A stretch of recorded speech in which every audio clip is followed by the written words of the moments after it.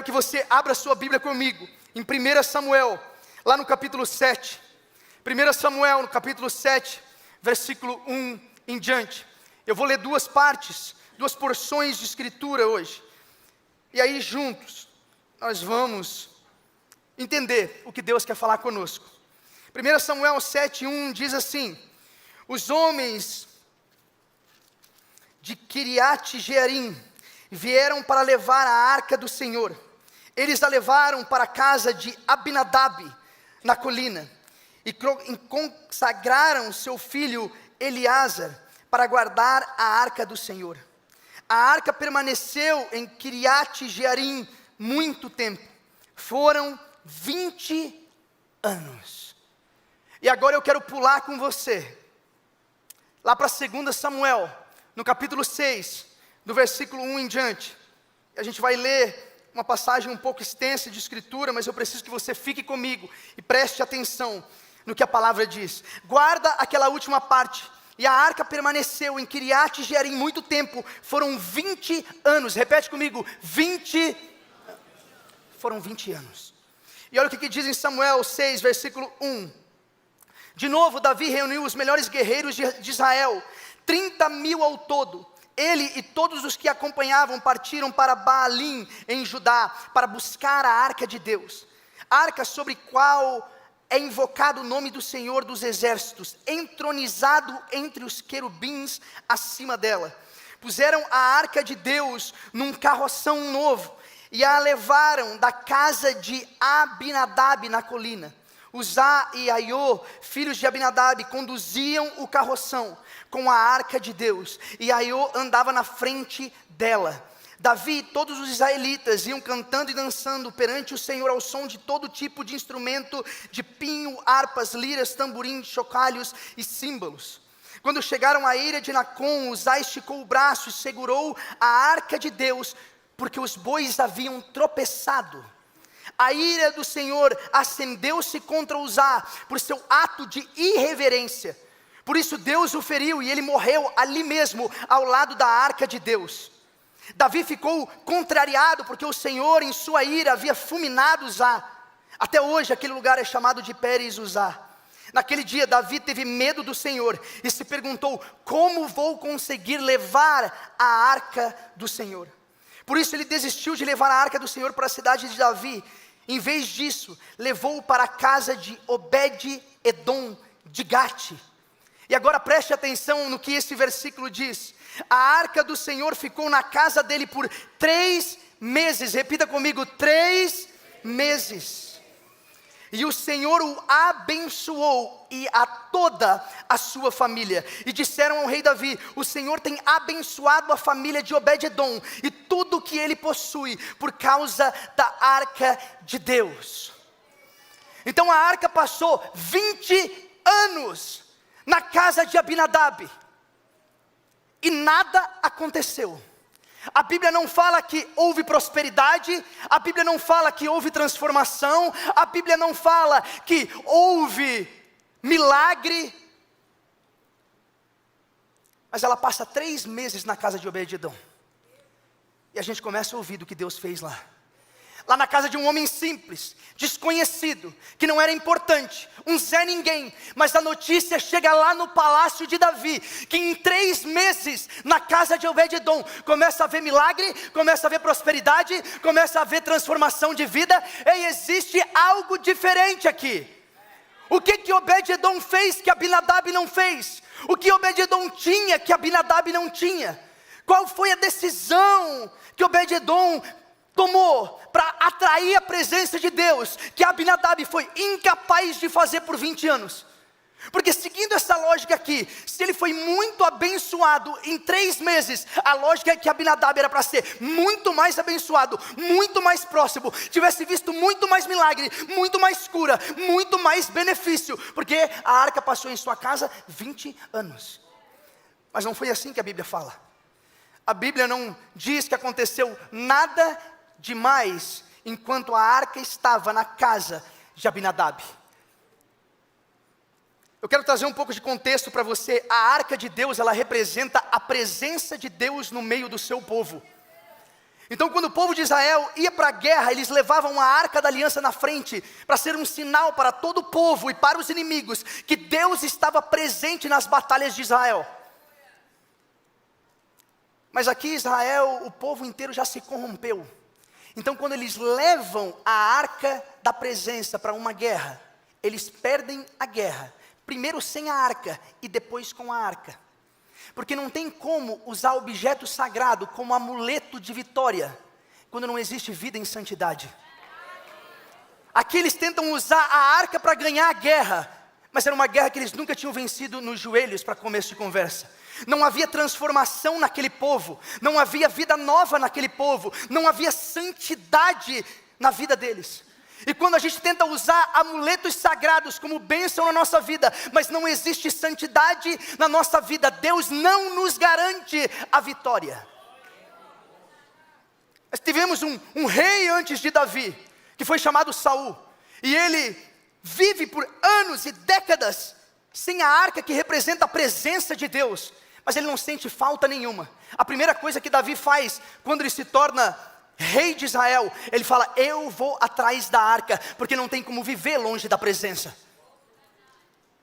Saul se acostumou a viver religião, era bonito aos olhos, mas não tinha presença na vida dele. Meu irmão, quando você vive sem a presença, assim como aconteceu com Saul, um dia Deus se cansou de Saul e levantou um Davi para substituir ele.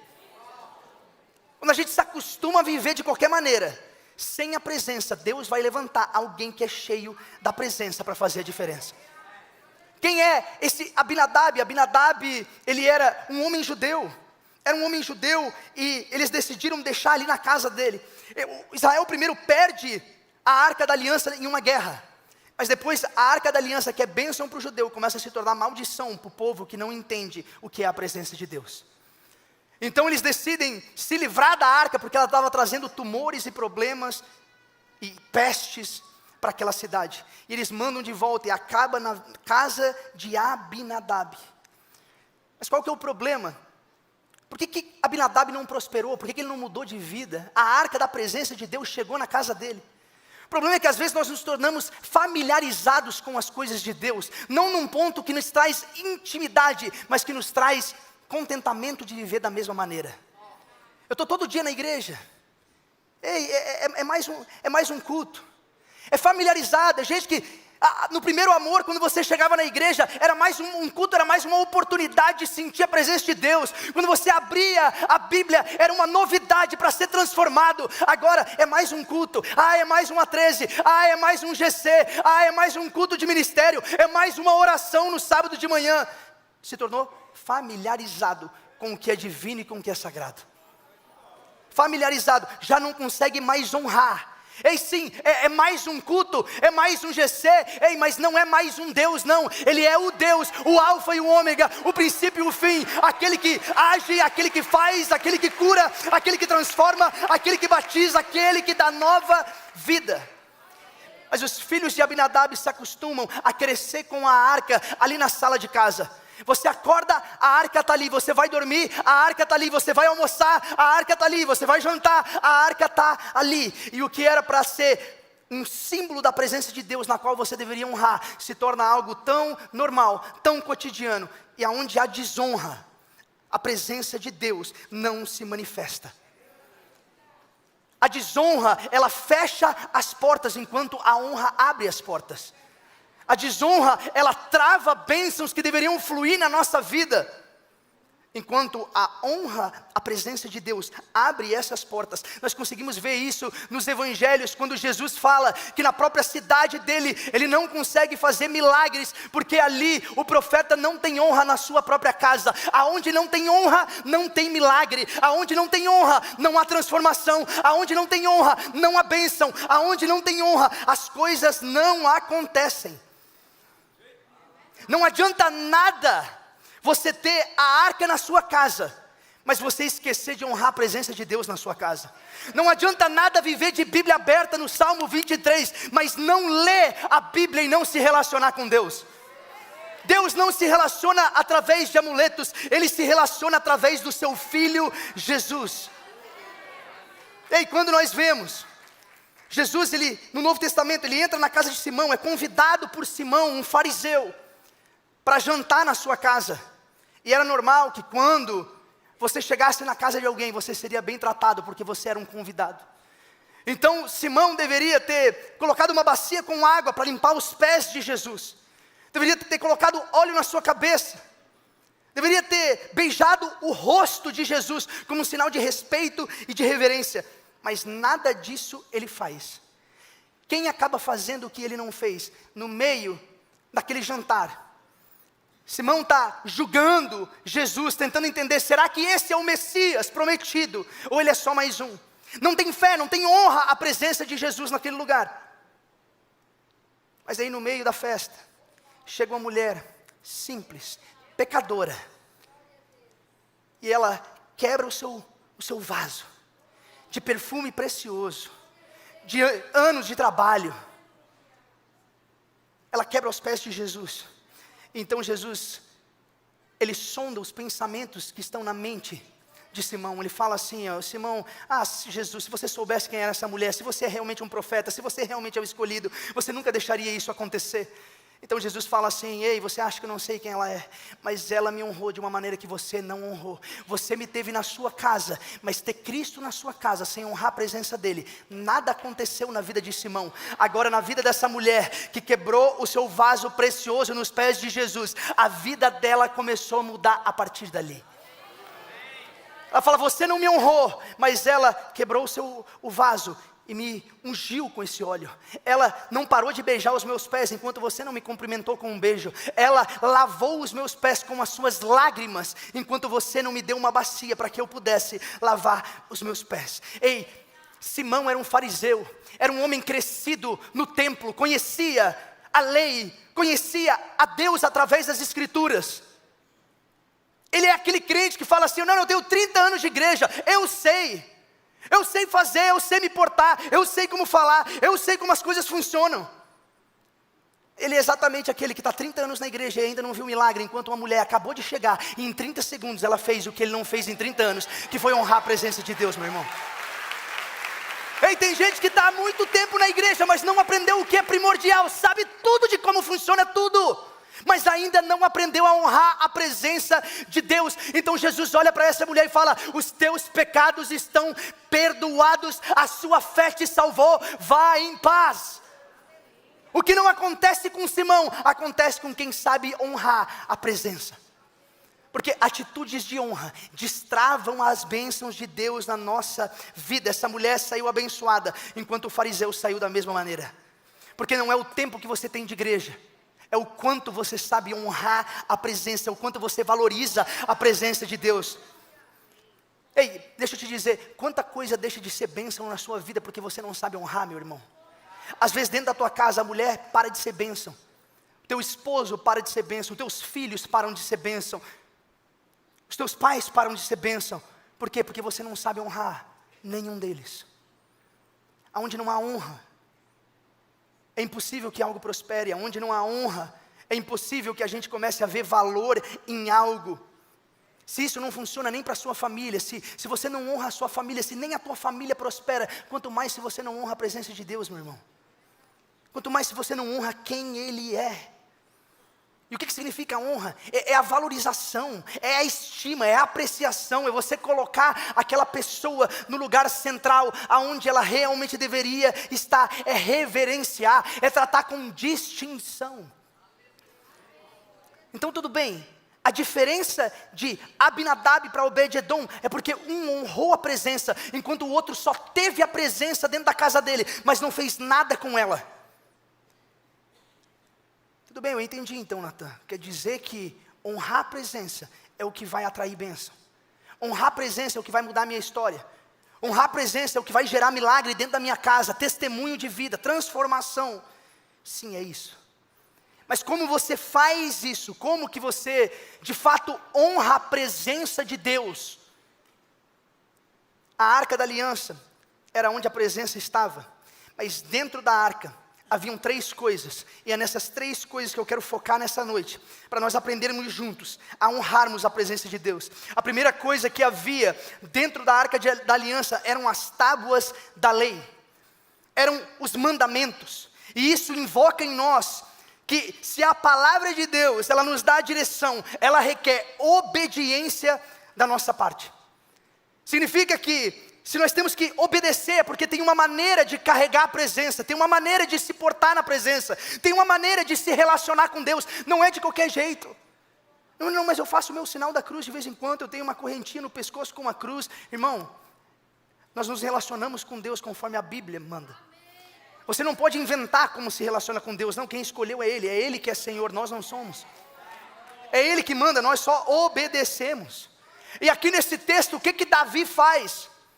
A arca da aliança continha a presença de Deus, só levita poderia carregar a arca da aliança, e era para ser carregada sobre os ombros dos levitas.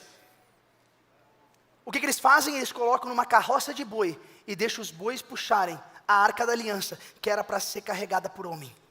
Por quê? Porque Davi está com pressa, e porque ele está com pressa, ele quebra princípio, mas mal sabe ele que quando nós quebramos princípios, os princípios acabam nos quebrando.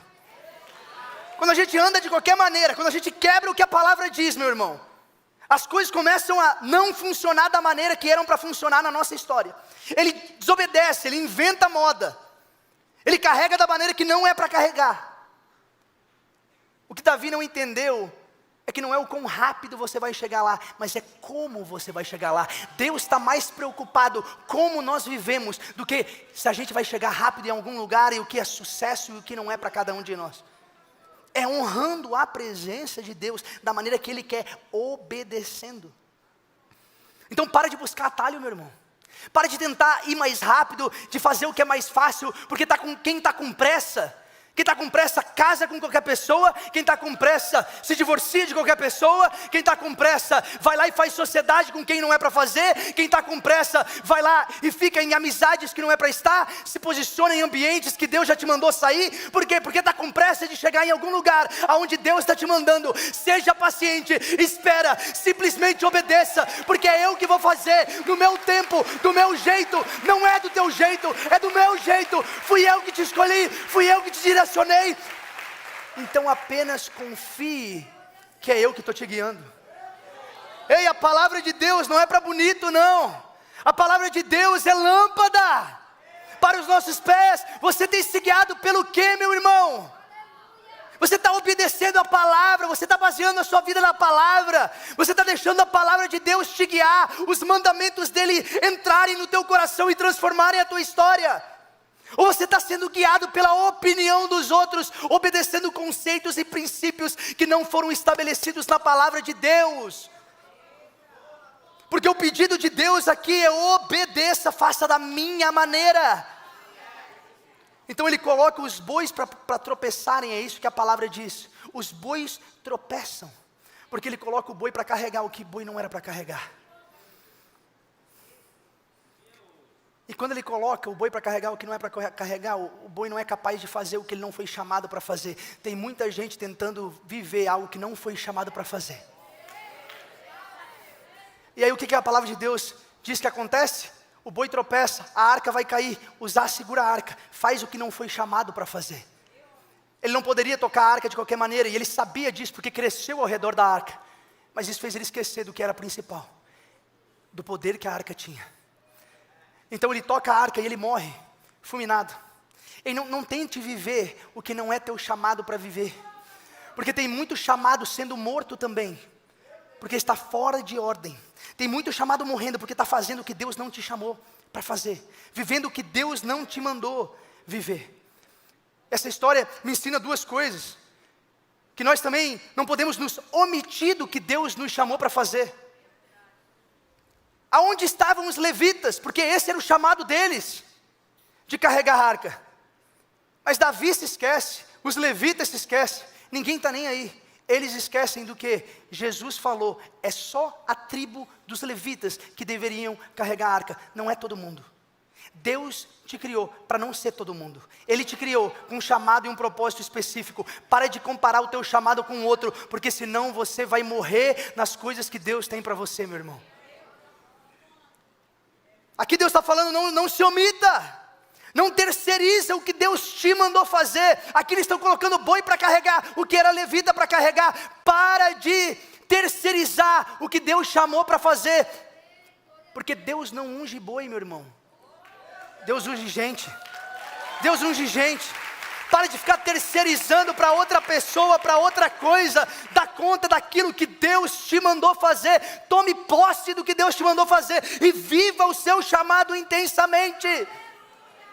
Porque o boi tropeçar é sinal de Deus. Para de fazer do teu jeito, é do meu jeito, é da minha maneira. Não vai dar certo da tua maneira. Não é do teu jeito, não é como você quer. Agora, Davi era rei e desobedeceu. Obed-edom era um homem simples e humilde, mas obedeceu. Os homens não conheciam Obed-edom, mas todo mundo sabia quem Davi era. Ei, deixa eu te dizer. Se você sabe honrar a presença, você pode estar fora do radar dos homens, mas você não está fora do radar de Deus. Ei, a arca fez curva, boi tropeçou, mas a arca chegou na casa de Obed-edom. A arca chegou na casa de quem sabe honrar a presença. Não foi Obed-edom que saiu correndo atrás da arca, foi a arca da presença que veio até a casa dele. Meu irmão, se você souber honrar a presença, não vai ser você que vai ficar buscando bênção em tudo que é lugar. Vai ser a bênção que vai ir até a tua porta, porque você sabe honrar a presença do Deus que é o único, que é magnífico, que é digno de toda adoração. Você não precisa ficar correndo atrás de bênção, irmão. Você precisa apenas aprender a honrar a presença de Deus. A segunda coisa que está dentro da arca, a arca da presença de Deus, é o maná. O maná marca o quê? A provisão de Deus. Foi Deus mandando o maná no deserto, para que o povo pudesse comer. E o maná ele não podia ser estocado, não podia ser guardado para outro momento, ele tinha que ser ingerido naquele dia, porque não tem como viver de revelação passada. Nós precisamos de revelação todos os dias. A gente precisa se alimentar da palavra de Deus todos os dias. A gente precisa estar em relacionamento com Deus todos os dias. Não, mas há 15 anos, meu Deus, há 15 anos atrás eu jejuava toda semana. Amigo, o maná daquele ano já estragou, já não serve mais para isso. Você já não tem mais vida transformada, porque o maná daquela época já não te alimenta mais. Deus tem maná novo para você, Deus tem todo dia uma porção nova, Ele é o teu provedor, meu irmão. Esquece o maná, esquece o que Deus fez, porque o maná não é uma representação para que o maná se torne divino na tua vida. O maná é uma representação de quem faz é Deus. Eu não olho para o maná, eu olho para o maná para lembrar de quem Deus é. Mas tem gente que ficou tão apaixonado pelas bênçãos de Deus, que ele olha para o passado para lembrar de tudo que Deus fez, mas isso não o impulsiona para viver algo novo. Isso simplesmente faz com que ele fique preso no que Deus fez há 20 anos atrás, e como resultado, não vive nada de novo na sua caminhada cristã. Mas o maná também é uma lembrança, que é Deus declarando para o seu povo, que é nele que há provisão. Ele está falando, a provisão sou eu. Porque ainda que a figueira não floresça, ainda que não haja fruto na vide, mesmo assim eu me alegrarei, mesmo assim eu vou adorar o meu Deus. Por quê? Porque Ele estará comigo. Ei, vai faltar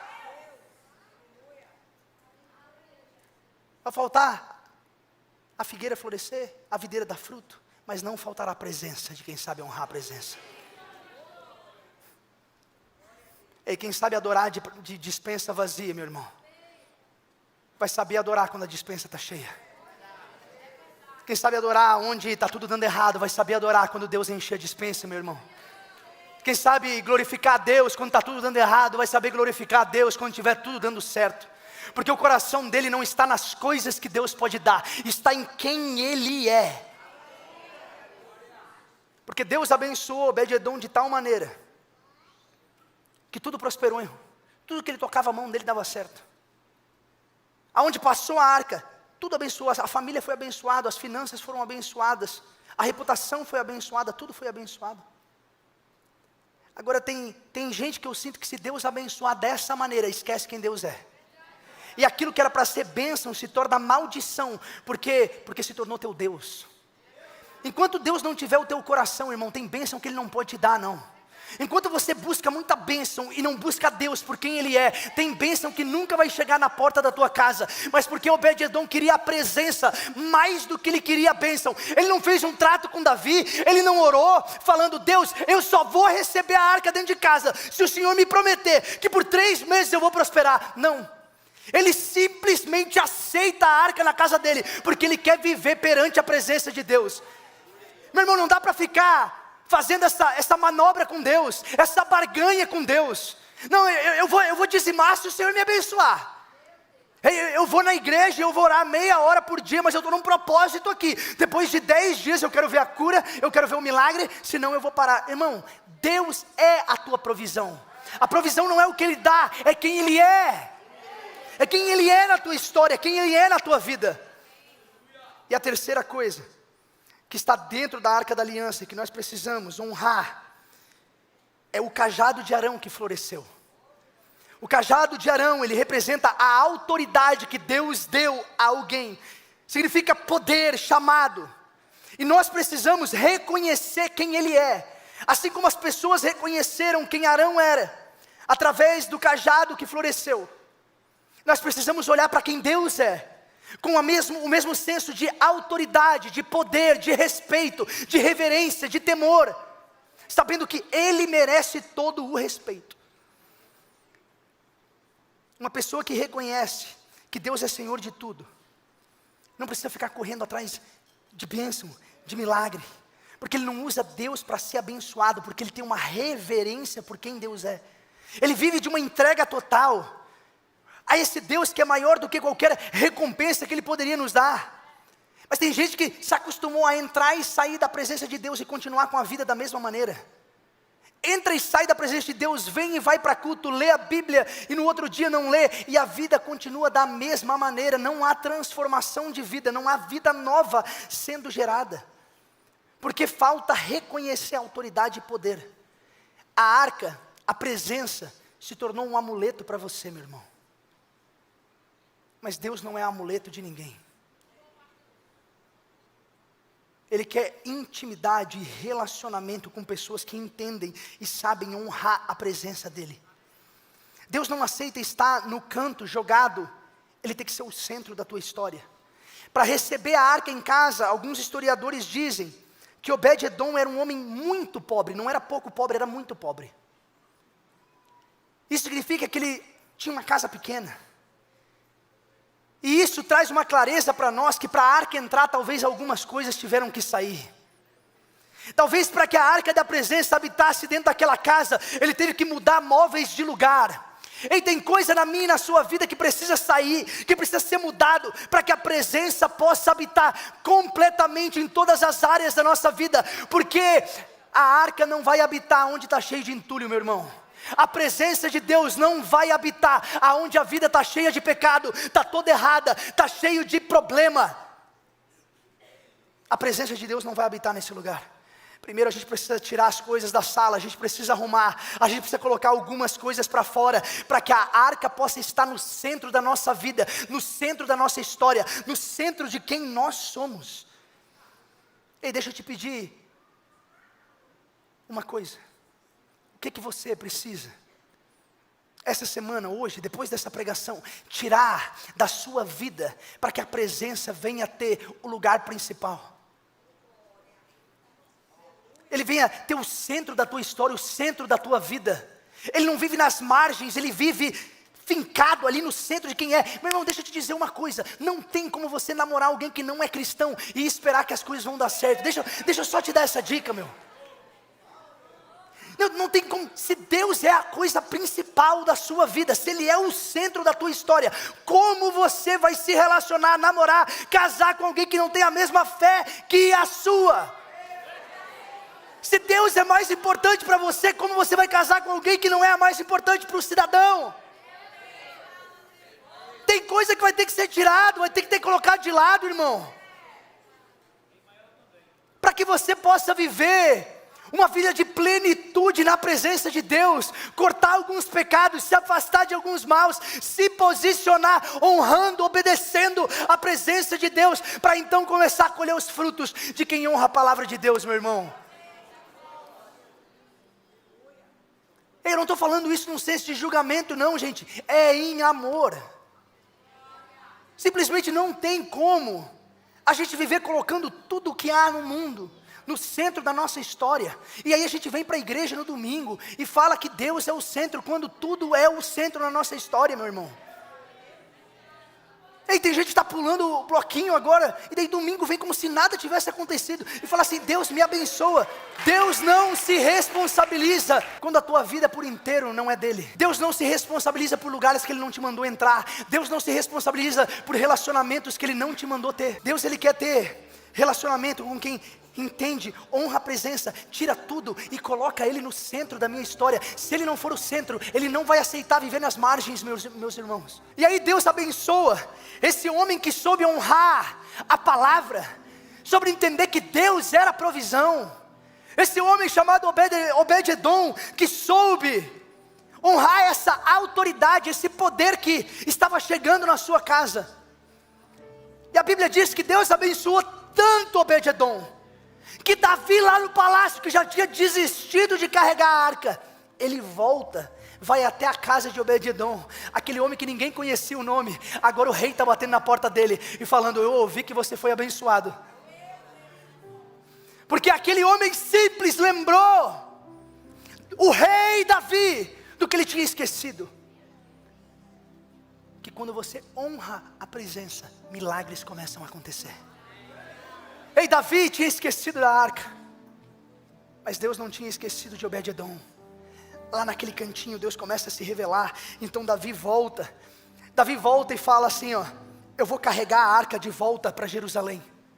Só que agora Davi aprendeu uma lição, porque antes Davi ia dançando e correndo e pulando, celebrando, mas fazendo a coisa errada. E tem gente que vive uma vida tão alegre fazendo a coisa errada, gente. Está fazendo tudo errado, mas está alegre. Está alegre porque é ingênuo, está alegre porque não sabe, está alegre porque não leva Deus a sério. Davi dançava, batia a palma achando que estava fazendo algo de bom, mas faltava na vida de Davi, porque ele não estava fazendo da maneira que Deus mandou fazer, faltava obediência. Mas agora Davi aprendeu uma lição, agora ele faz da maneira que é para fazer. Agora a cada 7 passos eles sacrificam, agora existe temor e reverência. Agora não é boi carregando carroça, agora é levita fazendo o papel que deveria fazer. O rei Davi aprendeu uma lição.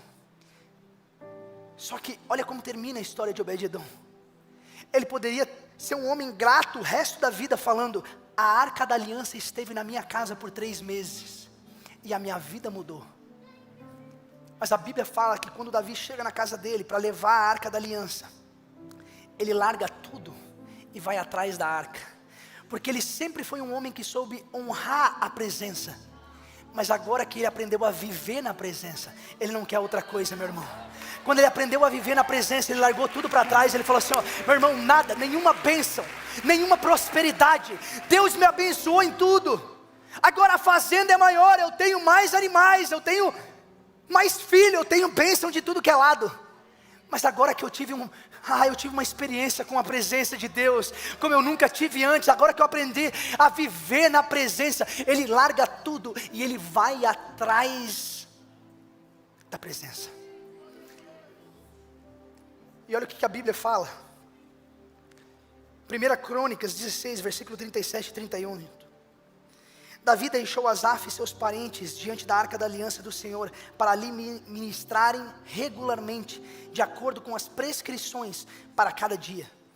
Também deixou Obed-edom e seus 68 parentes, para ministrarem com eles. Obed-edom, filho de Gedutum, e também Osá, foram porteiros na casa de Deus.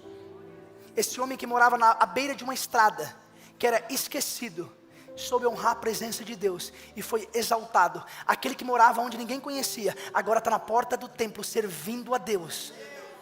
Porque ele não quis ficar onde a bênção estava, ele entendeu que a bênção era a presença. Ele deixa tudo para trás para seguir a arca, gente. Às vezes eu fico me perguntando se a gente tem esse temor pelo Senhor, se a gente tem esse amor pela presença, onde fala assim, ó Deus, tira tudo de mim, só não retira o teu Espírito, só não retira a tua presença. Nós estamos vivendo no Novo Testamento. No Novo Testamento, Jesus é a própria arca da aliança na nossa história. Porque ao invés de maná, Ele é o pão vivo que desceu do céu. Nós estamos vivendo já abençoados. Nós já estamos vivendo com provisão, porque o pão vivo desceu do céu, o nome dele é Jesus. Ele está aqui para mudar a tua história.